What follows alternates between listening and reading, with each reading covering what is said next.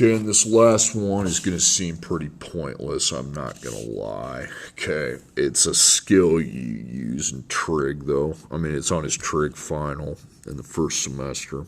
It says write an equivalent expression. Now, we discussed what the I is. It's like used when I have a negative square root, but when I have a ratio and you have I on the bottom, you have to do what's called rationalize the denominator.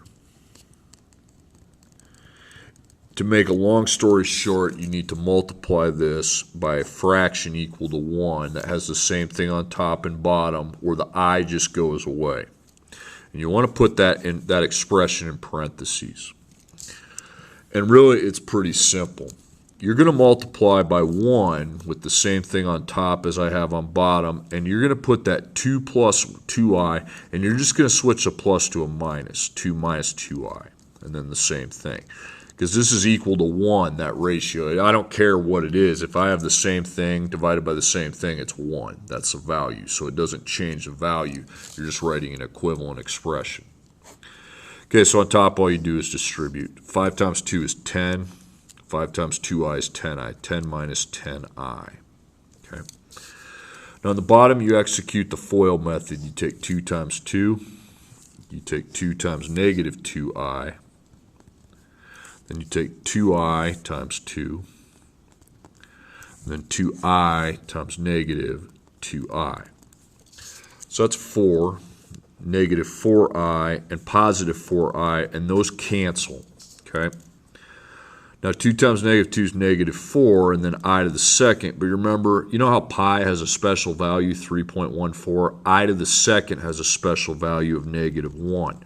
So I multiply the negative 4 by negative 1, and that equals 4.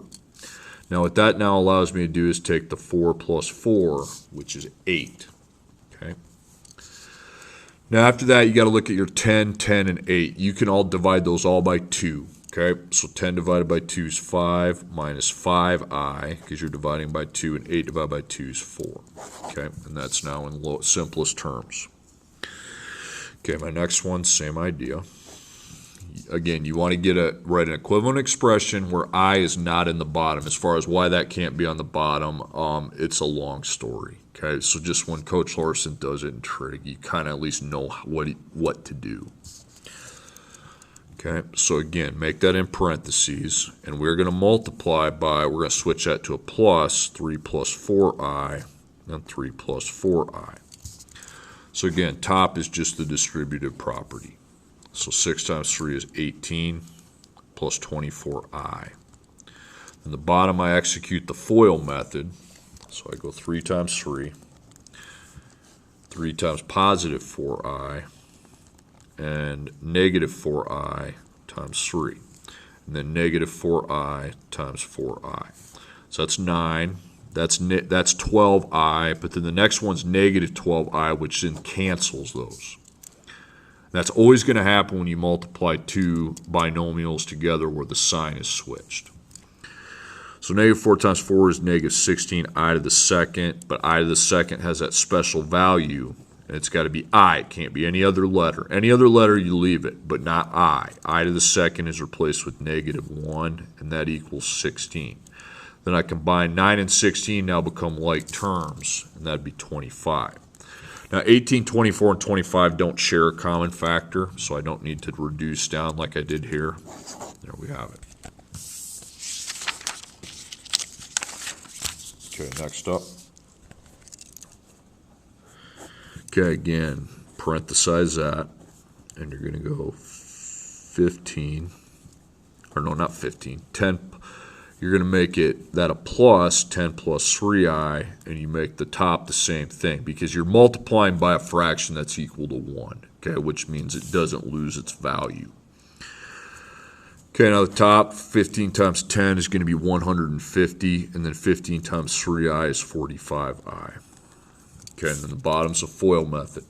So 10 times 10, 10 times 3i, negative 3i times 10, and then negative 3i times positive 3i. So that equals 100 30i, but then it's followed up by a negative 30i, which means those now become obsolete. Then you have negative 9, a to the second. I to the second is equal to negative 1, which switches our negative 9 to a positive 9 constant. So I take 100 plus 9, that's 109. And those do not share a common factor, okay? So there it is. I know this seems very pointless, but he does have it in trig. Okay.